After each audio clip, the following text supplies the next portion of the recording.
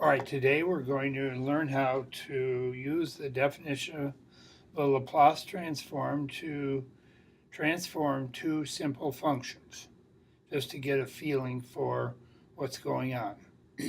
Now, the transform is as shown here, the definition.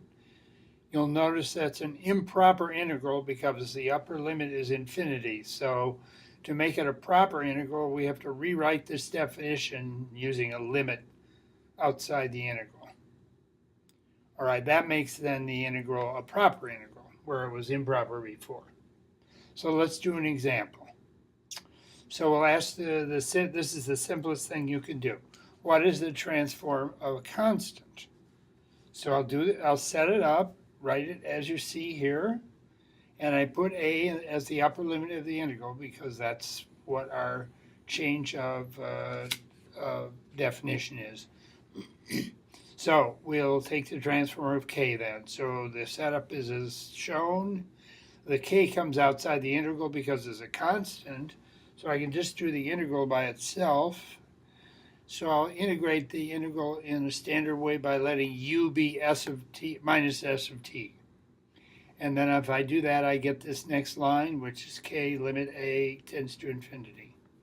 And then I just go through my mathematics in the standard way, and I'll get then as the answer for this, k over s, where s can't be 0.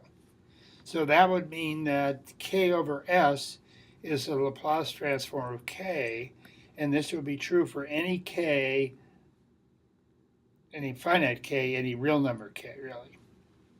All right, now let's do a harder example. Or let's take the transform of t. Again, I write the definition down using the improper integral notation, and then I see that my integrand demands that I integrate this by parts.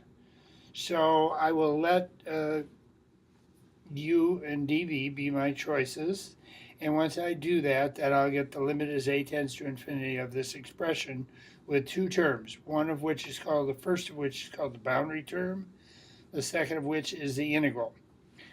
So we'll take the limit of both sides, limit of the boundary term first.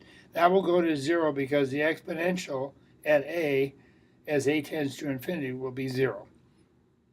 So I'm left then with the integral of minus 1 over s e to the minus s t dt.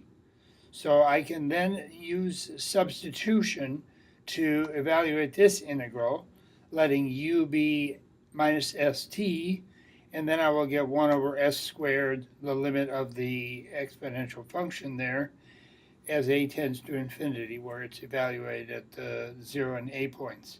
So then once that's done, then I get my result here almost, which is minus 1 over s times the limit as a tends to infinity of the exponential minus 1.